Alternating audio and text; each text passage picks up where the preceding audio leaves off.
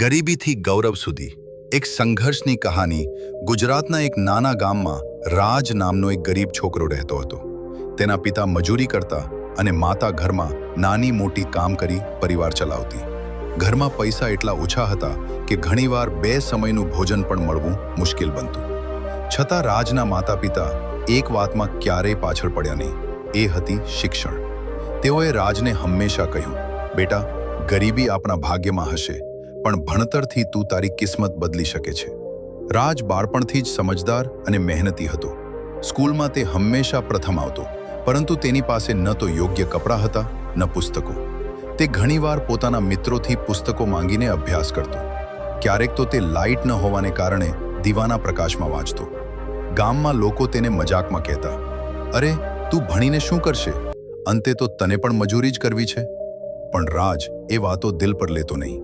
તે પોતાના સપના માટે મક્કમ હતો. એક દિવસ સ્કૂલમાં શિક્ષકે પૂછ્યું, બાળકો, મોટા થઈને શું બનવું છે? કોઈએ ડોક્ટર કહ્યું, કોઈએ પોલીસ, પણ રાજે આત્મવિશ્વાસથી કહ્યું, હું મોટો બિઝનેસમેન બનીશ. આખી ક્લાસ હસી પડી. પણ શિક્ષકે રાજને સમજાવ્યું, સપના મોટા જો, પણ તેને પૂરા કરવા માટે દિન રાત મહેનત પણ કરવી પડશે. આ વાત રાજના દિલમાં બેસી ગઈ. સમય પસાર થતો ગયો. રાજે 10મું અને 12મું ધોરણ ખૂબ સારા માર્ક સાથે પાસ કર્યું. હવે તેની સામે મોટો પ્રશ્ન હતો, આગળ ભણવાનું. પૈસા ન હોવાથી કોલેજમાં એડમિશન લેવું મુશ્કેલ હતું. ત્યારે રાજે નક્કી કર્યું કે તે સાથે સાથે કામ પણ કરશે અને ભણતર પણ ચાલુ રાખશે. તે શહેરમાં ગયો અને નાની નોકરી શોધી. દિવસ દરમિયાન તે એક હોટલમાં વેઇટર તરીકે કામ કરતો અને રાત્રે કોલેજમાં ભણતો. દિવસભરનું કામ, થાક અને પછી ભણતર, આ બધું ખૂબ મુશ્કેલ હતું. ઘણીવાર તે થાકીને તૂટી જતો, પણ તેને પોતાના માતા પિતાનો ચહેરો યાદ આવતો અને તે ફરી ઊભો થઈ જતો. એક દિવસ હોટલમાં એક સફળ ઉદ્યોગપતિ આવ્યા. રાજ તેમની સેવા ખૂબ ઈમાનદારીથી કરી રહ્યો હતો. તે ઉદ્યોગપતિએ રાજને પૂછ્યું, તું અહીં શું કરે છે? રાજે તેની આખી કહાની કહી. ઉદ્યોગપતિ રાજની મહેનત અને ઈચ્છાશક્તિ જોઈને ખૂબ પ્રભાવિત થયા. તેમણે રાજને કહ્યું, જો તું આ રીતે મહેનત કરતો રહેશે તો એક દિવસ ચોક્કસ સફળ થશે.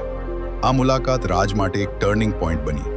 તેને નક્કી કર્યું કે હવે તે માત્ર નોકરી નહીં, પણ કંઈક પોતાનું શરૂ કરશે. શરૂઆતમાં તેને નાનું ફૂડ સ્ટોલ શરૂ કર્યું. શરૂઆતમાં ઘણો નુકસાન થયો. ગ્રાહકો ઓછા હતા અને લોકો વિશ્વાસ કરતા નહોતા. પણ રાજ હાર માન્યો નહીં. તે રોજ નવી રીતો અજમાવતો, ખોરાકની ગુણવત્તા સુધારતો અને ગ્રાહકો સાથે સારો વ્યવહાર કરતો. ધીમે ધીમે લોકો તેના સ્ટોલ પર આવવા લાગ્યા. થોડા મહિનામાં તેનો સ્ટોલ ખૂબ લોકપ્રિય બની ગયો. હવે તેણે નાનું રેસ્ટોરન્ટ ખોલવાનું નક્કી કર્યું. આ વખતે પણ પડકારો હતા, પૈસા, સ્ટાફ, સ્પર્ધા. પણ રાજે બધું સંભાળી લીધું.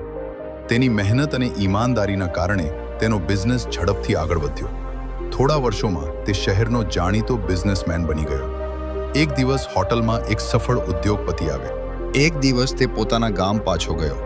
ત્યાં લોકો જેઓ પહેલા તેની મજાક કરતા હતા, હવે તેની પ્રશંસા કરતા હતા. રાજે પોતાના ગામમાં એક સ્કૂલ શરૂ કરી, જેથી ગરીબ બાળકોને મફતમાં શિક્ષણ મળી શકે. તેણે કહ્યું, મને જે તક મળી નહોતી તે હું બીજા બાળકોને આપવા માંગુ છું. રાજની કહાની આપણને શીખવે છે કે ગરીબી કોઈ અવરોધ નથી, જો તમારી પાસે સપના અને મહેનત કરવાની હિંમત હોય. જીવનમાં કેટલીય મુશ્કેલીઓ આવે, પણ જો મેં હાર ન માનું તો સફળતા ચોક્કસ તમારા પગ ચુંબન કરશે. શિખામણ: ગરીબી ક્યારેય સફળતામાં અવરોધ નથી. મહેનત અને ધીરજથી બધું શક્ય છે. સપના મોટા જુઓ અને તેને પૂરા કરવા માટે લડી જાઓ. પરિસ્થિતિ નહીં, તમારા નિર્ણયો તમારા ભવિષ્ય બનાવે છે.